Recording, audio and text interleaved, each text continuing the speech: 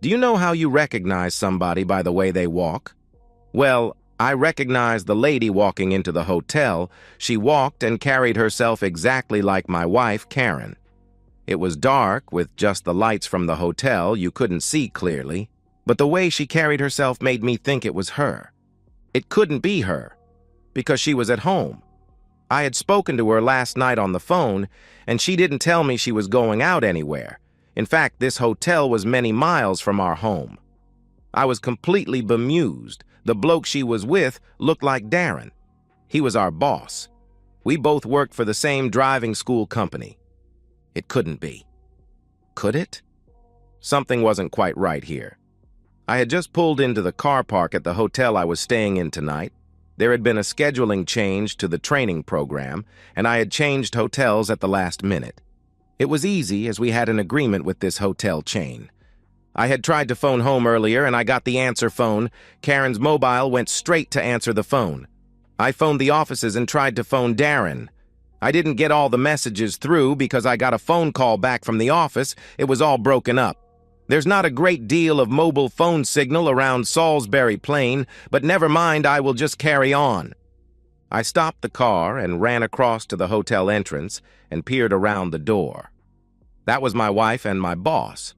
Worst of all, they both had small suitcases, and he had his arm around her waist, much more familiar than a working relationship. What was going on? They looked very familiar together. It certainly looked like they were having an affair. I sat down heavily on the steps of the hotel, and I wanted to throw up. I started breathing very deeply. What the hell was going on, and what do I do now? In actual fact, it cleared up a lot of doubts I'd had over the last couple of months. Now it all became clear.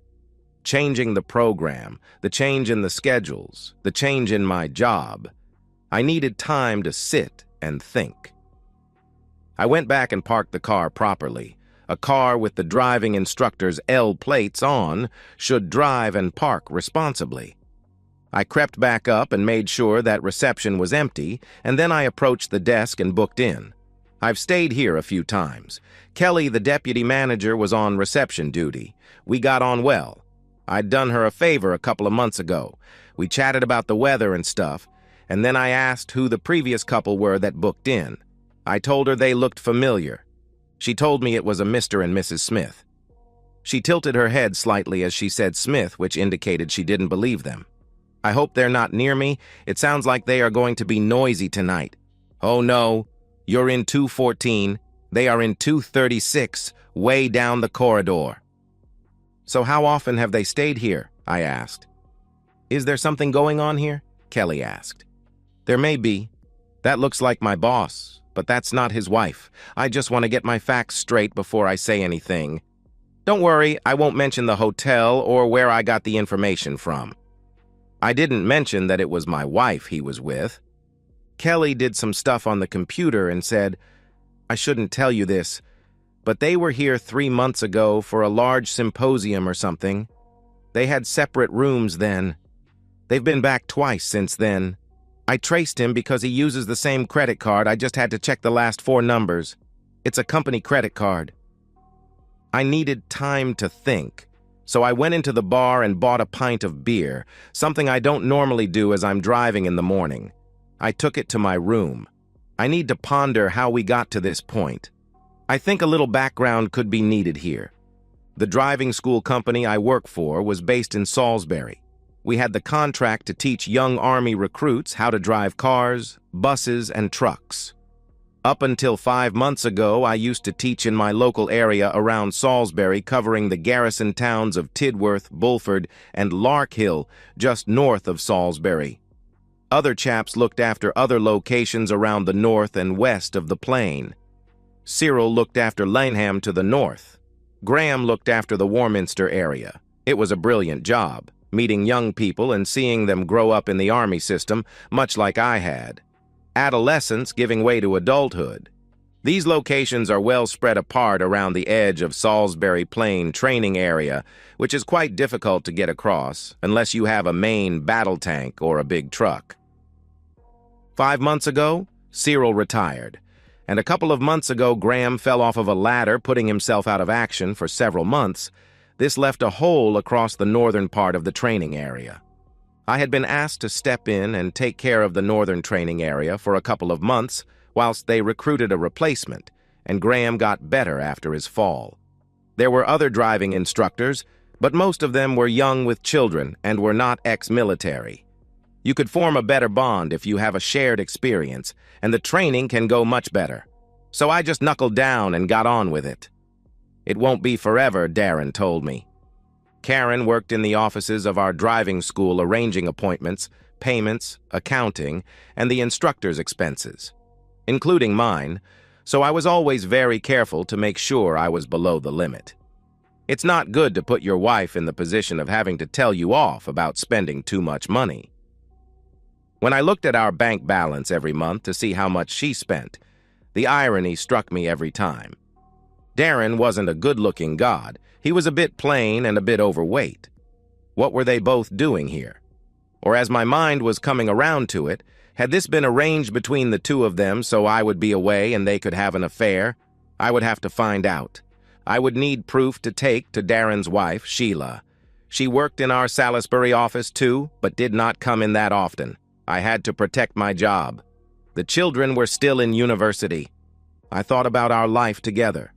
Our intimate life had always been good before the children came along. We tried pretty much everything. Money was a bit tight. It took us months to save up for her first pair of thigh-length boots. She still has them. They still fit, and she still wears them. Things we liked, we did again. Those things that we didn't like, we didn't do again. Things took a bit of a dive when the children came along, as would be expected. But it had picked up again after they went to college.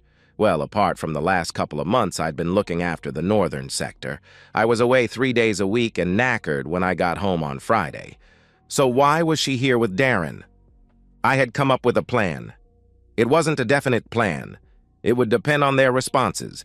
It was more of a set of guidelines for confronting cheaters. I went down to have some dinner, not that I was particularly hungry.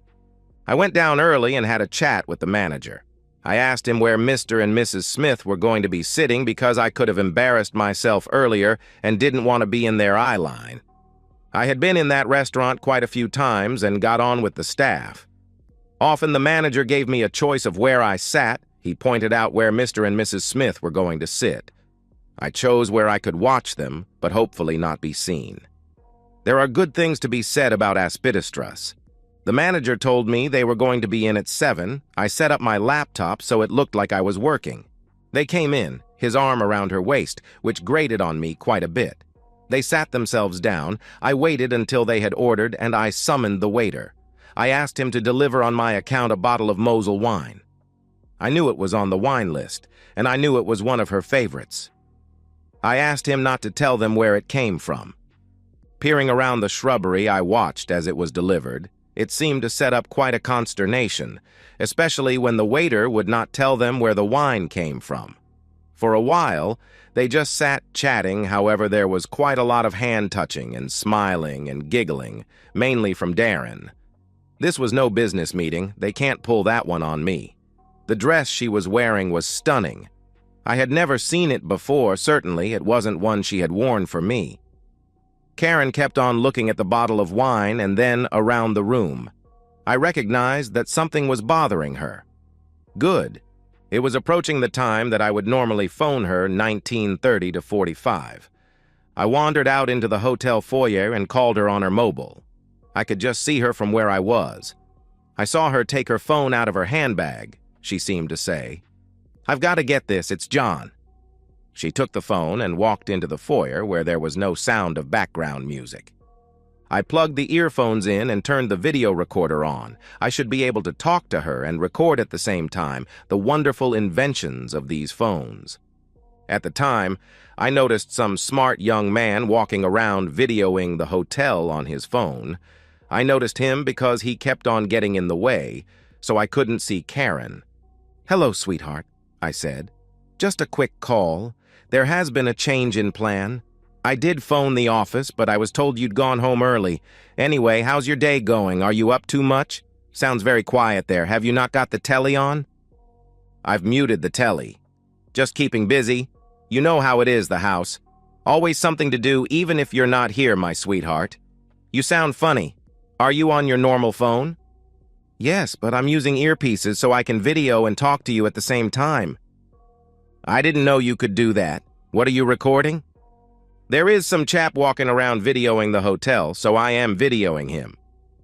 She looked around and saw the guy taking video walking into the restaurant. Will she put 2 and 2 together and come up with 4? She had a quizzical look on her face. I plowed straight on. Are you sure you're at home? The noise in the background is not the same as when we are on the landline? Of course I am. It must be your phone.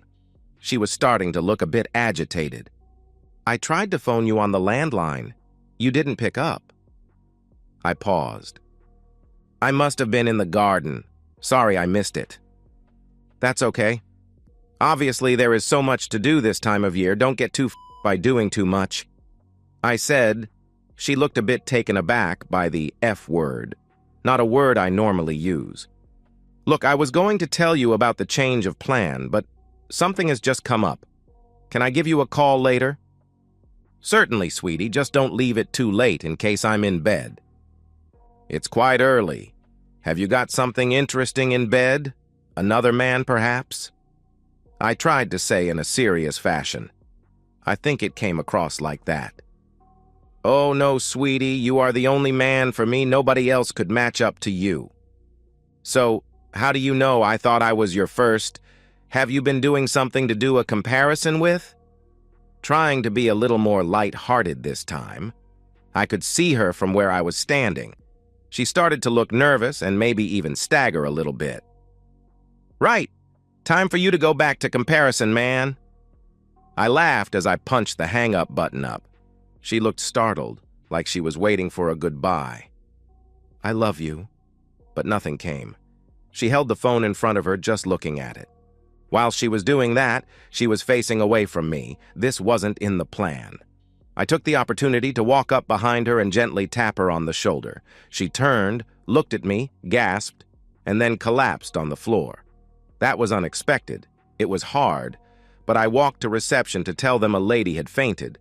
I told them that I wasn't going to touch her as I didn't want to be accused of molesting a lady. However, one of the waiters saw her fall and rushed across.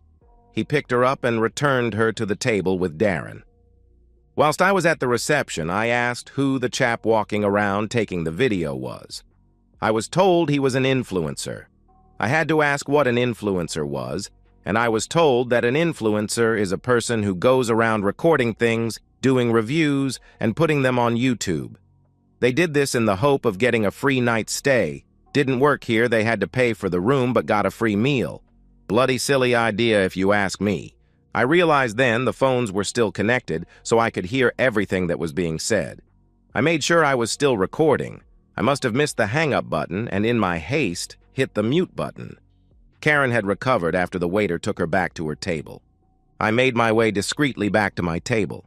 I could just see them, but they were too intent on their problem to look around for me.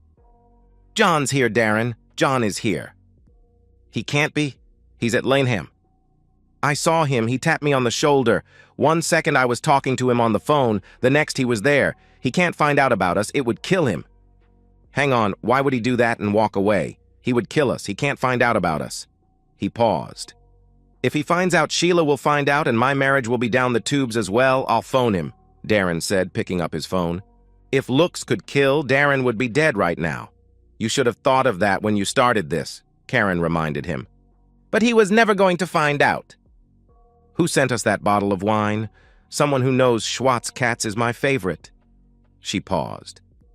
Something is not right here? Look, if he's here, we say it's a business meeting. Really? Don't be so stupid, dressed like this for a business meeting at 8 o'clock in the evening. And I've just told him I'm at home. We are doomed. Okay, we will say it's just the first time and it doesn't mean anything. We just got carried away. He is not stupid enough to believe that. Look, it's just been a couple of times. We can blag this. A couple of times? At least 3 in this hotel since that symposium where you blackmailed me? Yes, but you wanted it. No, I didn't. You drugged me and took photos. Yeah, but you kept on coming back without the blackmail. Well, you showed me the photos of John and that receptionist. What's her name? Kelly. I had to bite my tongue at reception.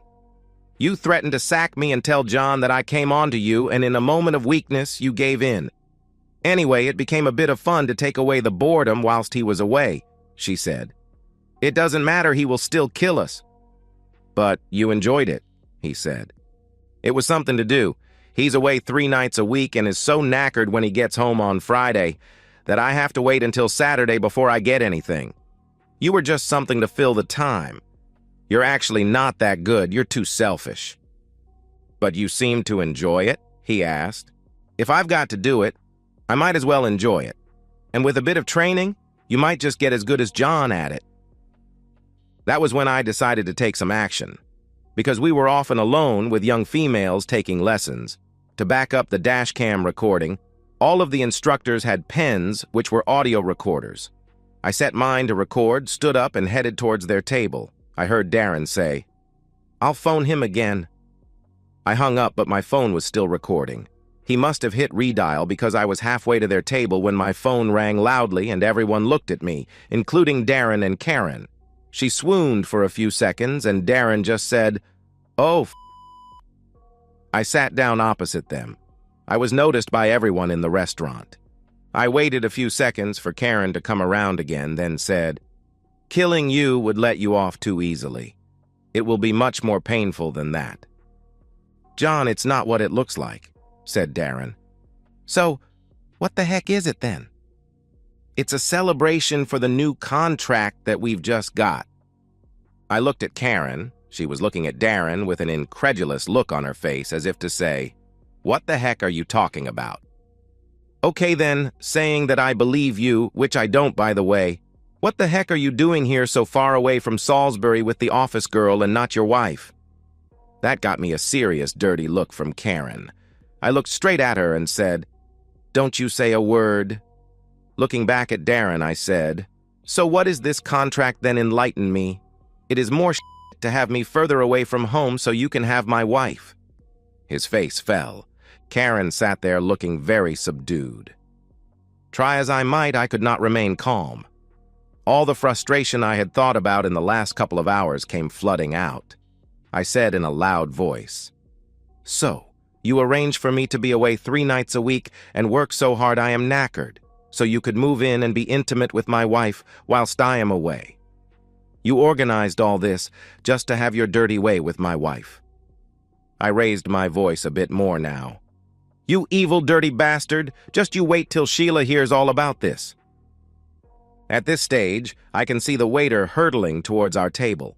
In a subdued but direct voice, he said, "Sir, you are a valued customer of this establishment. Can you please refrain from swearing and keep the noise down?" I looked up at him and said, "Sorry, Paul, you are quite correct. However, I think some of your customers like the entertainment." As I looked at the waiter, I noticed that the influencer was videoing all that was happening. I looked around the waiter at the influencer and said, "You can call this husband confronts wife and lover in a hotel. No better. Make that. Husband confronts wife and lover in a restaurant. Let's keep the hotel out of this. I think they might appreciate it." Addressing the waiter again, I said, "I will have what they're having and put it on his bill. The company is paying anyway. It's not coming out of his pocket. In fact, have one for yourself on us." I seemed to have got my appetite back. The Aberdeen Angus sirloin was fantastic. I had on the odd occasion paid for one myself.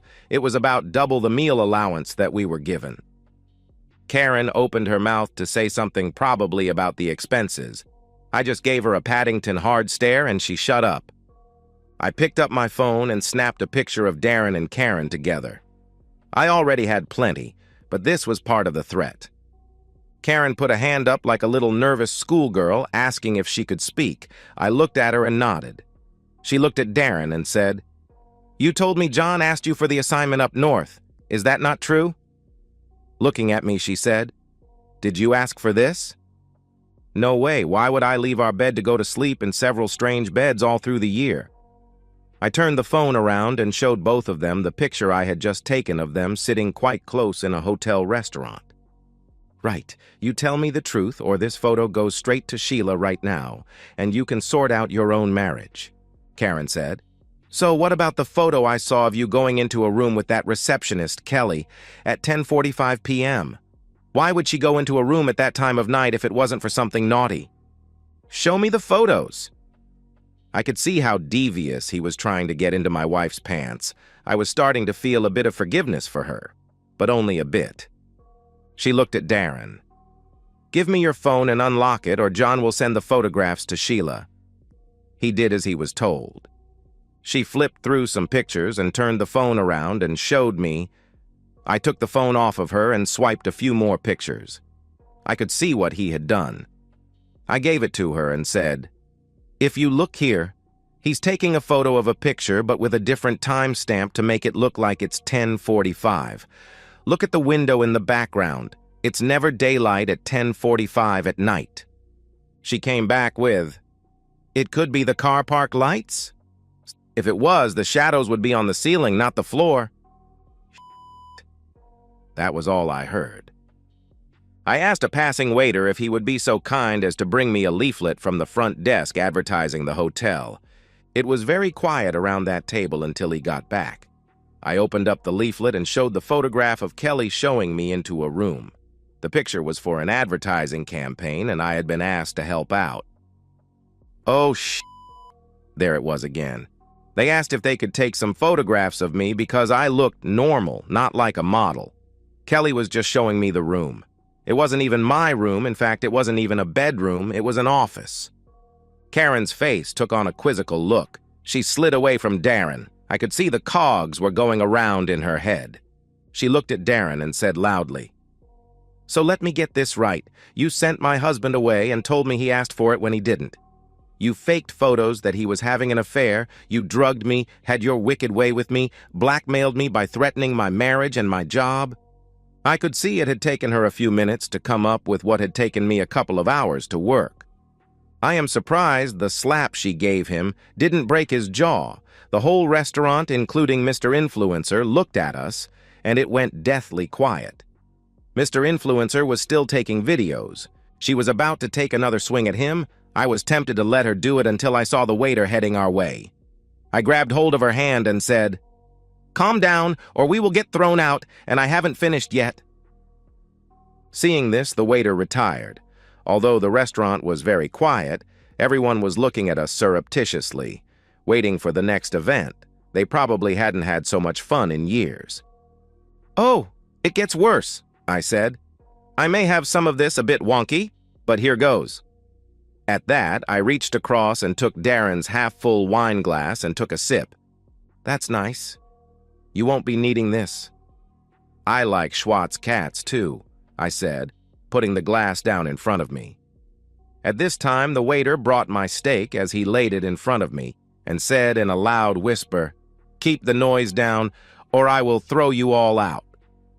I took the hint. Being thrown out would not help me at all. I was the most aggressive, so it was probably my fault. I looked at him and said, "Sorry, Paul, I will be better behaved now I have my dinner." I think he was happy that I knew his name. Let's start off what I think is the beginning. Cyril retired, and Graham fell off a ladder. That gave you the chance to send me off to the northern sector, keeping me away from home for 2 days at least, and it turned out to be nearer 3.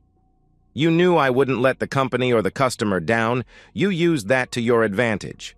You promised me you would recruit new people to replace Cyril and then sort out the workload better. I looked at Karen and asked, "How many interviews has he had in the last 5 months to replace Cyril?" "I don't know of any, but he told me you were happy with that and you're happy with the extra money." Money doesn't compensate for spending time away from home. I took a mouthful of my steak. It gave me time to think. "Has he even put an advert out?" "Not that I have seen," she said. "Right, second point. He invites you to a symposium on driving simulators. Don't you think his wife, who owns the company, would have been a better person to make those decisions than someone doing clerical work?" "But she was sick, so she couldn't go, and it was already booked. All he had to do was get an extra room." "Do you know why she was sick?" I asked. She had an allergic reaction. She is nut intolerant. How easy would it be for him to give her a bit of nut and make her sick? Not saying he did that. But with the things he did for you, I wouldn't put it past him. You poisoned your wife, you sick bastard. All through this diatribe, he had looked down into his lap.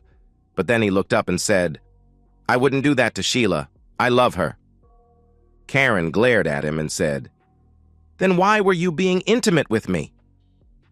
With this outburst, she got up and came and sat next to me. She looked at me and said, I am so sorry. Can we talk about this? I ate another slice of the steak, looked at her and said, Later, maybe. We'll see. I had already pretty much made up my mind what I was going to do. Okay, tell me about the symposium and the blackmail. I've only got what I just overheard. Karen explained to me how although she had her own room, she woke up in Darren's bed naked with a massive hangover. She assumed that she had drunk too much, and he had put her to bed in his room because he was a gentleman. She thought no more about it. On the following Monday, he invited her out for a lunchtime coffee. He then showed her the photographs of her doing naughty things with him. He told her that if she didn't carry on, he would get her sacked, get me sacked, and blame her for coming on to him, and he was weak. He would throw himself on his wife's mercy. She always forgave him for his mistakes because she loved him, and almost certainly would for this one if he could put the blame on Karen. I was angry, but I needed to finish this off, so I tried to keep calm. I leaned across the table, grabbed his hand, and pulled it onto the table. I put the steak knife point down on the back of his hand. So, you drugged my wife and then her, you evil bastard. He was panicked. He looked at me and said, No, I did not her. What's the point in being intimate with someone who's like a dead fish? There's no pleasure in that. I took another bite of the steak. It really was very good, and so was the wine.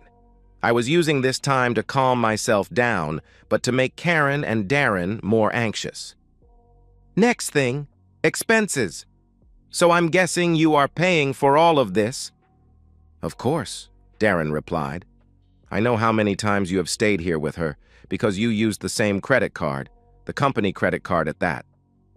I looked at Karen and said, That is a stunning dress, and I bet you have equally stunning underwear underneath it as well. It's not something I have ever seen. You've never worn that for me. Where did it come from? She bowed her head, slowly lifted it, looked at me and said, Darren brought it. He said it would suit me. It did. It was gorgeous, and at least he had an eye for that. So, who do you think paid for all these meals, trysts, and clothing, him or the company? I suggest when you get in on Monday, you go through his expenses as thoroughly as you do mine, and anything that is not strictly company business, you report to senior management. One question I have to ask is, why are you here at this hotel? Karen answered, I saw it as revenge to be doing it in the hotel where you had cheated on me. But I phoned to tell Darren the change of plan, and I was moving on to my next slot. Karen's face fell. She looked at Darren and said, You really are a stupid bastard. He told you where he was going to be, and you still brought me here. You really are an arrogant pig. Only thinking of yourself, aren't you? No. I only got a message that he was moving on. The office couldn't hear him properly. They thought he was going to Linham from Warminster, not the other way round. But if that was the case, we would still have been here at the same time as him, you stupid bastard.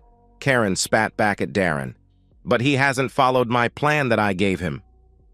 I let them argue as I was finishing my steak now, and I thought it was about time to wrap it up. Okay, let's sum this up. Firstly, you used my dedication to the company and customer to get me to do something I didn't want to do. You had me away from home 3 nights a week, and worked so hard I was so knackered on Friday that all I wanted to do was sleep. You lied to me about a replacement to look after Lineham. You didn't even put an advert out for a replacement. I continued. You drugged and then took compromising photographs of my wife so you can use them to blackmail her for more intimacy. You fabricated evidence to convince my wife I'm cheating on her. You used company funds to pay for your nights out and the presents for her. I think that's a misappropriation of company funds. I wonder what your boss, Sheila, would say about that. You did all that so you could be with my wife? Yes. He nodded his head gently. Karen looked at me with a furrowed brow. Did you say it was Sheila's company? A minute ago you said senior management. What do you mean by senior management? I thought Darren was the boss. It's his company. He's senior management. I shook my head. No, it's Sheila's company. She owns it. Her dad started it, and he left a clause that the jerk here doesn't get to own any part of it. He is a director, but it's not his company. But she never comes in. We only see her about 5 or 6 times a year. Well, despite him being an evil, cheating bastard, he does seem to be able to run this company and do a good job of it. She doesn't need to come in, but I bet she will be interested in him using the company money to the admin staff. I have never seen Karen's face so red with anger. She held her hand out to me and said, "Give me the key card to your room. Don't argue, just give it to me." I had rarely seen her that angry, and I wasn't going to argue. I gave her the key card. I could book a different room later if I needed it. She ran from the restaurant like a whirlwind. I picked up the steak knife and started playing with it and said to Darren, "Now this is what you're going to do, or I will tell Sheila what you two have been getting up to. Tomorrow morning you are going to phone Sheila and tell her that I have been taken sick, and as you're in the area, you are going to pick up my training. I'm going to take the day off to see if I can remain married. When you get home tomorrow night, you are going to tell Sheila you had forgotten how enjoyable it was teaching and that you want to do more of it. To that end, every other week you will pick up my training schedule. Yes, I know there's a problem with continuity of training, but they'll get over it. You will then explain to Sheila that I will do your job whilst you are doing mine. That way, you have a succession plan, and should anything happen to you or Sheila, like you want to take a long holiday, or you have a serious accident." He didn't miss the threat in my voice. "You have somebody else who can step in, somebody who understands and can run the business for a short time." I carried on. "Think you can do that?" "I think so. It actually makes sense. But how can I trust you? How can I be sure you won't tell Sheila?" "You don't. You will have to trust me." "Do you think she will let me and Karen stay on? We would both be out of a job, or at least Karen. And we both like our jobs. And I can't be asked to start looking for a new job now." I poured myself another glass of the bottle of wine. That bottle of wine was more than my whole day's expenses.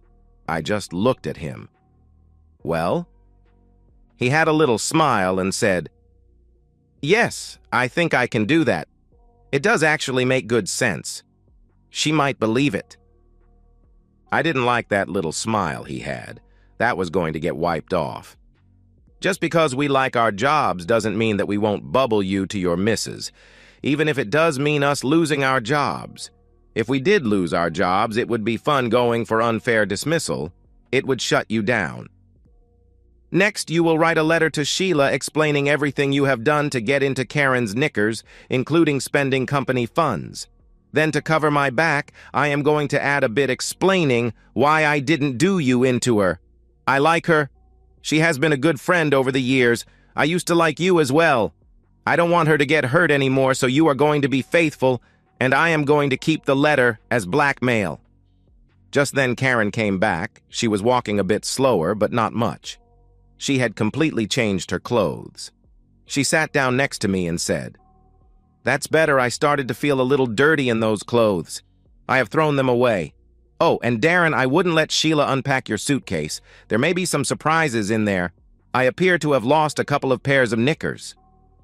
He was not smiling now. I continued, "Oh, and finally you stop around and remain faithful to Sheila, because if I see you around, I don't have to bring this affair up. I can just tell her about what you're doing there and then." He raised his head slightly and shook it. "I won't write the letter. I'll do the rest." I could understand that. Giving someone else power over you is not easy. I picked my phone up. "Right then, I've recorded all this and it goes straight to Sheila." He held his hands up. No, stop. I'll do it. The letter wouldn't hold up in a law court.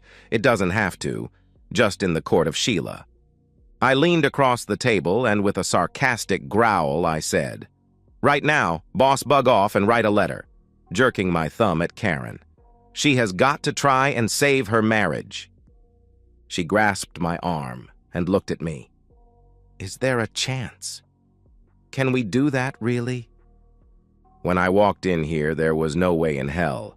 But after listening to you two and what the devious bastard has done, there may be. But what I want to know is, how could you have the conscience to cheat on me with him? I said, pointing at Darren.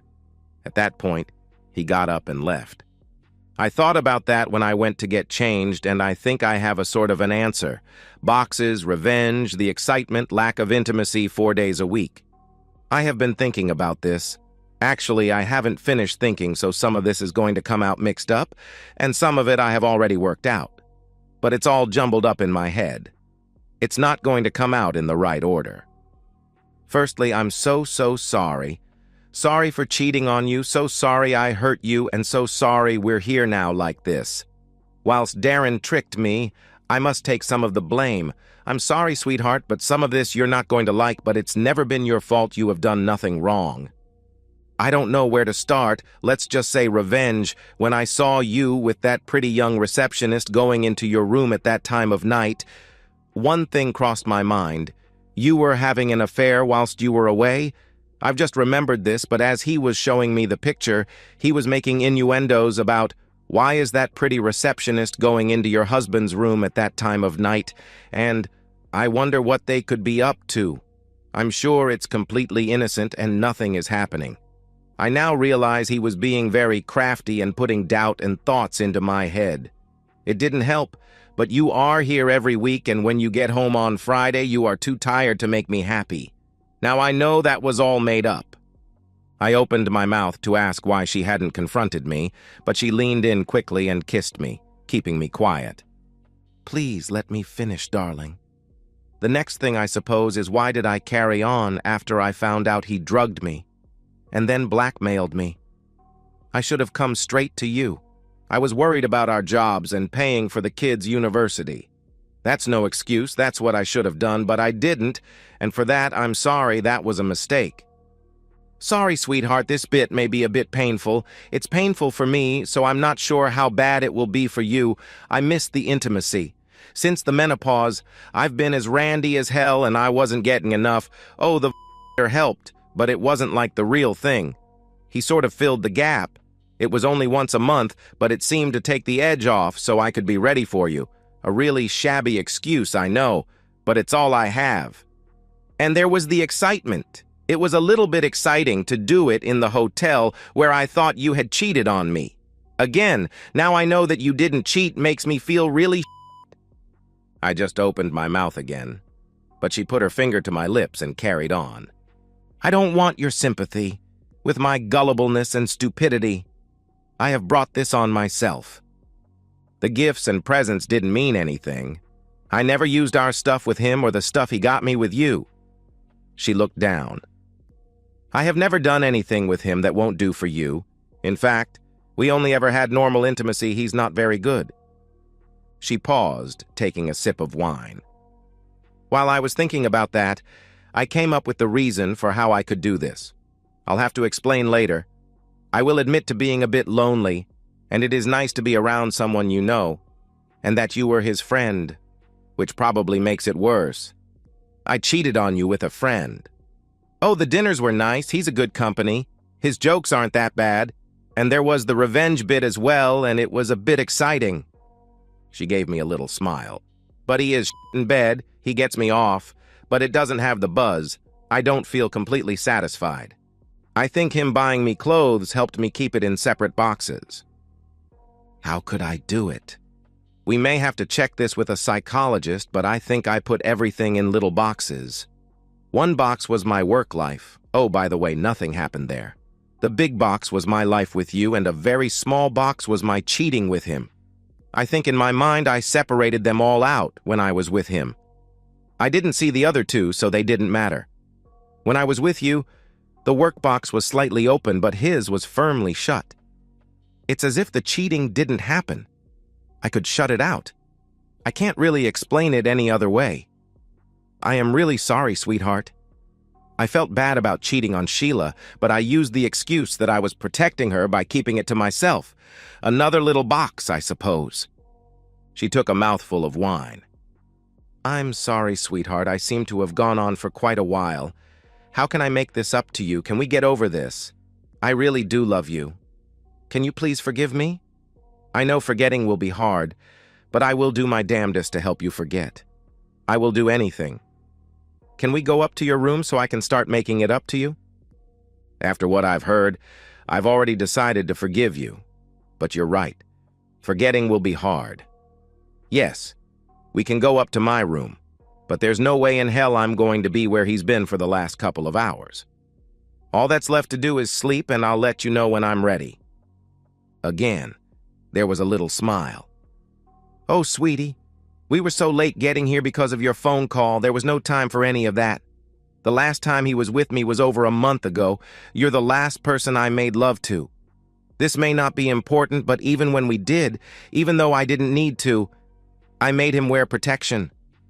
I didn't want any of his seed inside me. And there was no kissing on the lips, only the cheek. I thought to myself there were some things I could have done better. I should have stood up to him when he had me come to the north of the plain. I should have asked how the recruitment was going. However, she was right. A lot of the fault was hers, but mainly his. I told her what I had arranged with Darren for not telling Sheila, and that I would be home all week every other week until we got a replacement, and that I would be with her in the office for that week, so we might have to do some catching up there. That should give her a bit of excitement. I stood up and held my hand out to her. Okay, let's get you started on making it up to me.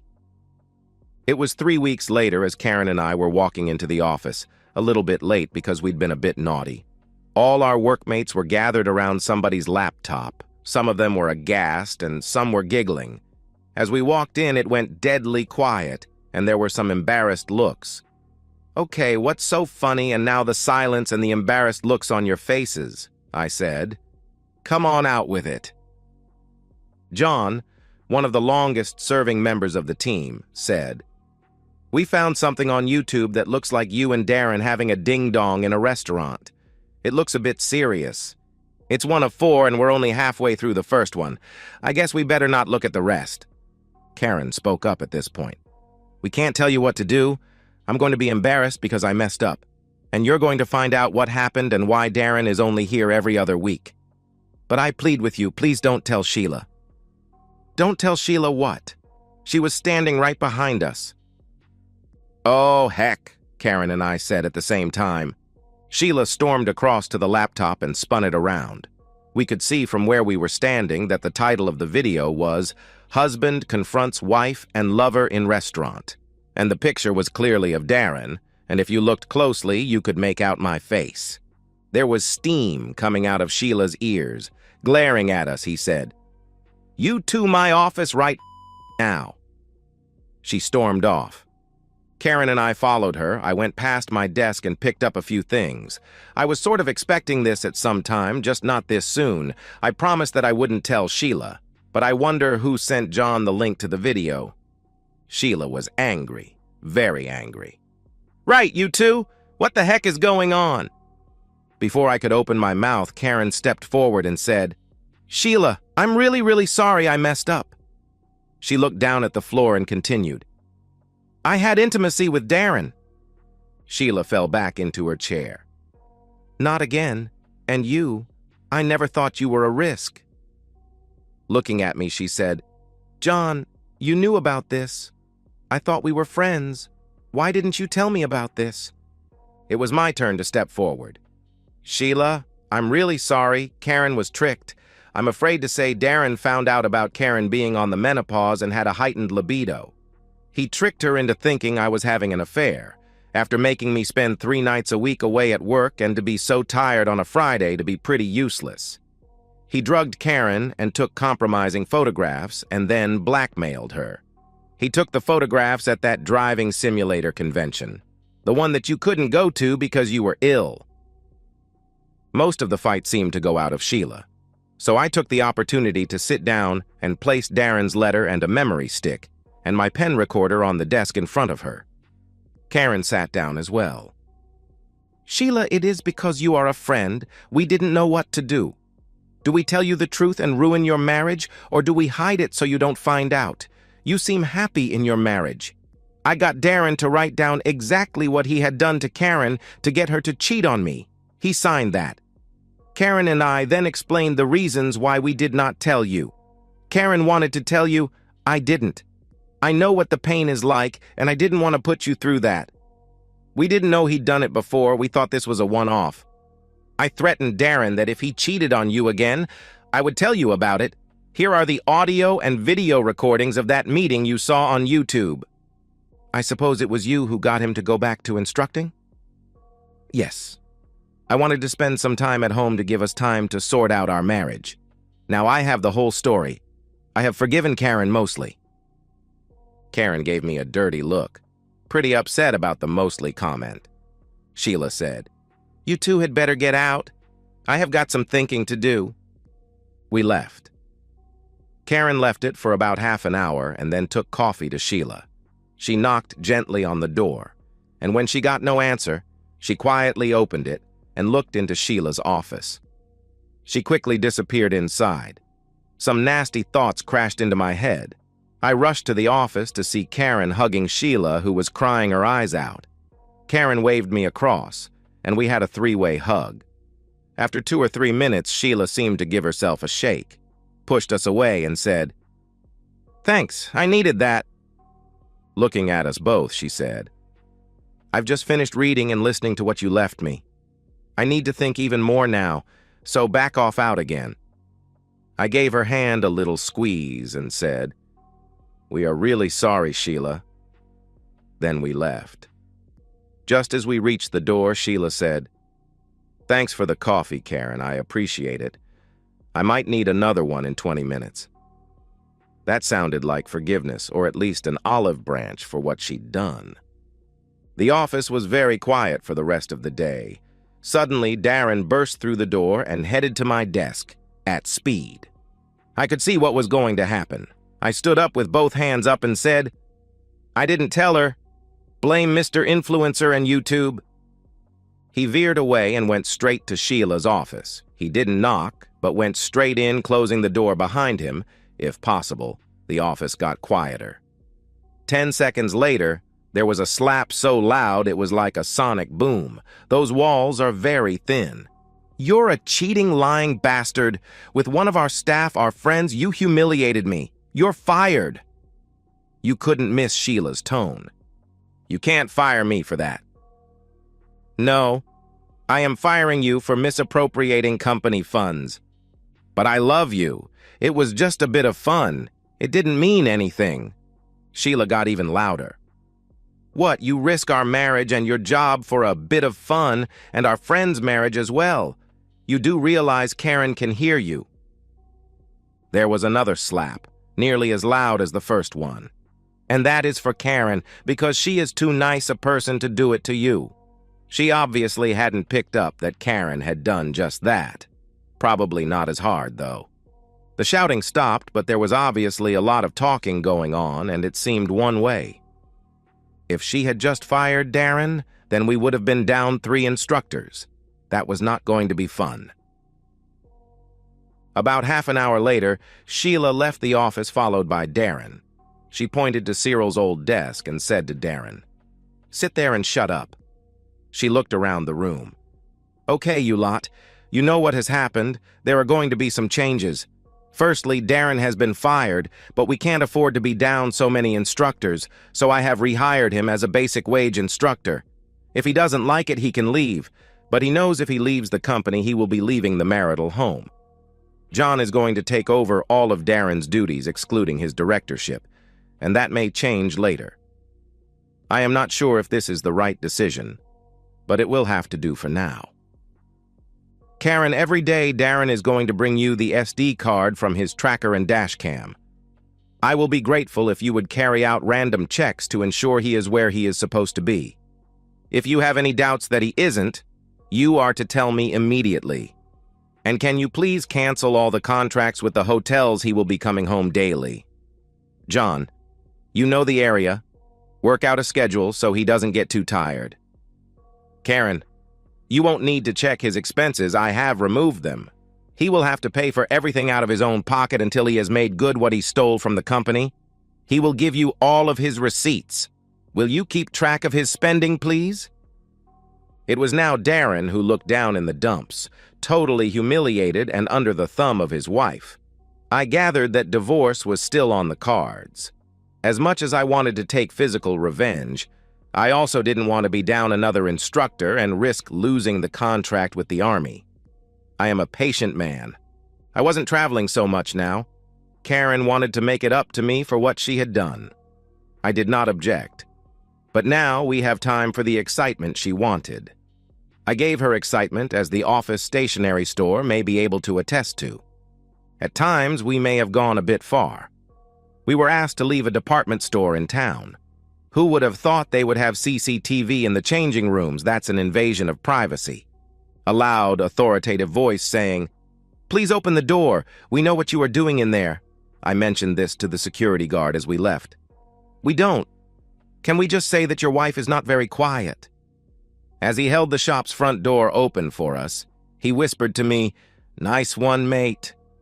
Whilst that voice may have deflated my working parts and dented my libido, it did the opposite for Karen's. We headed to the nearest park and managed to find a secluded spot to finish off. We found a copse where we could not be seen. I was not going to get done for indecent exposure, so I spun her around and faced her away from me. When she recovered and her legs could take her weight, she looked at me and said, "We need to get you home, as I have work to do." With these words, she stroked my fly. We went home, to a very happy home. And that's the end of today's story. If you enjoyed it, please give this video a thumbs up and drop a comment below. Your support helps the algorithm push my content further. If you're new to the channel, don't forget to hit that subscribe button. It really helps me keep creating more stories for you. Thanks for watching, and I'll see you in the next one.